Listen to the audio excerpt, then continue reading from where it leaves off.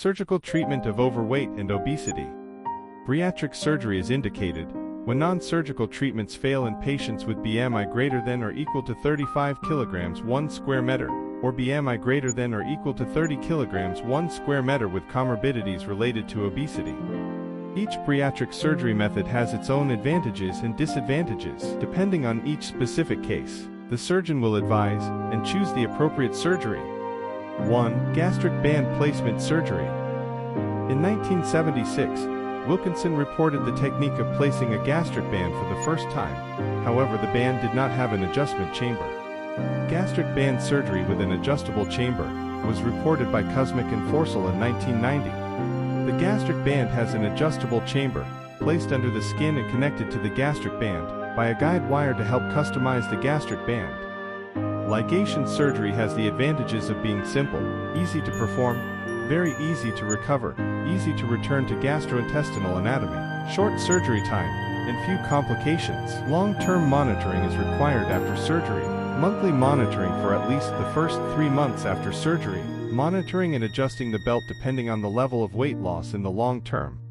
Placing a sling in the stomach cardia has the effect of losing weight by reducing the amount of food taken into the body. On the other hand, the pressure of the constriction ring in the cardia activates the mechanism that creates a feeling of fullness, reducing the patient's need to eat. 2. Vertical gastric bypass surgery. In 2000, McMahon performed the first vertical sleeve gastroplasty in Leeds. Vertical sleeve gastroplasty narrows and reduces the volume of the stomach, thereby reducing the amount of food taken into the body. The advantage is that the surgery is not too complicated, and the surgery time is short. Because the remaining part of the stomach relaxes after surgery, after 4 years the weight can be regained. Another problem after surgery is gastroesophageal reflux. People with hiatal hernia or a history of gastroesophageal reflux should not have this surgery. 3. Gastric bypass surgery. In 1966, Mason developed the gastric bypass technique, cutting the stomach in half horizontally. The small intestine was brought up to connect to the upper part of the stomach.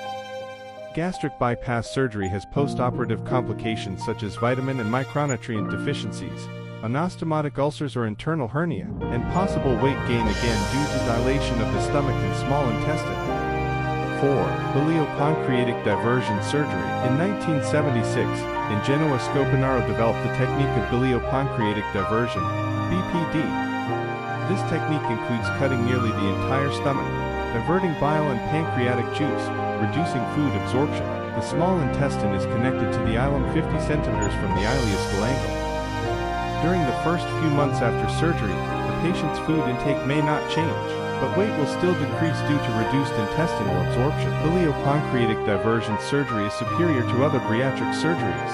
The disadvantage is that there are more complications, susceptible to microvitamin deficiencies, fistulas, anastomotic ulcers and internal hernias. 5. Duodenal reversal surgery. Hess developed the duodenal diversion technique from Scopanaro's technique of biliopancreatic diversion. Demister developed this technique to treat reflux of bile from the duodenum into the esophagus. Preserving the pyloric sphincter reduces complications of duodenal small intestinal junction ulcers. The stomach is shaped by cutting longitudinally, which helps reduce the incidence of anastomotic ulcers by reducing the volume of the stomach.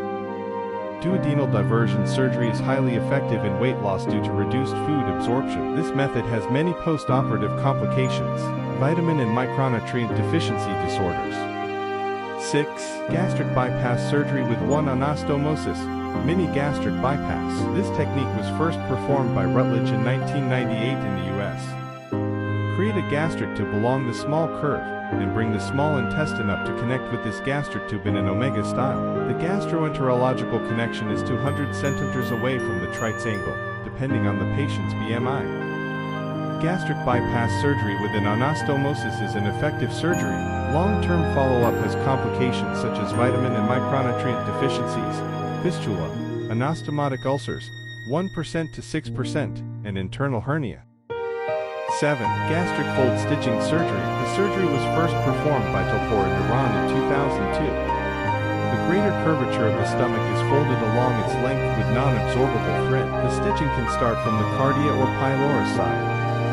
Advantages: the method does not require anastomosis and does not require gastric resection. so the complication rate of peritonitis or gastric fistula is very low or almost non-existent, because you do not have to use automatic digestive suturing equipment.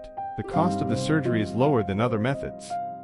Defect: the rate of weight regain due to stomach expansion also occurs after surgery, up to 31% after 3 years. The effectiveness of this surgery in improving comorbidities such as diabetes, hypertension, and dyslipidemia is lower than other surgical methods. 8. Gastroplasty surgery. Gastroplasty surgery was developed by Mason in the 1980s. This surgery is performed by using a belt around the lower stomach, with a window created by an automatic anastomosis instrument, in the body of the stomach close to the lesser curvature of the stomach. This surgery has the same effectiveness as gastric band surgery, but is more complicated and has many complications such as vomiting, reflux, belt ulcers. 9. Insert a gastric balloon. This is an endoscopic method, which is currently the most used minimally invasive obesity treatment. The balloon in the stomach fills the space in the stomach, reducing stomach capacity and causing a feeling of fullness.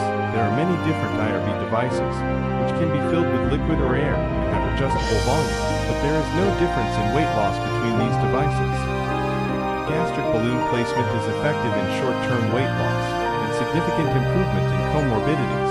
Gastric balloon placement has wide indications, plus people with BMI greater than or equal to 27 kilograms 1 square meter, plus obese people do not meet the criteria for bariatric surgery. Super obese people, BMI greater than or equal to 50 kilograms per 1 square meter. Obese patients are eligible for bariatric surgery, but are at high risk of side effects from surgery or do not want to undergo the procedure.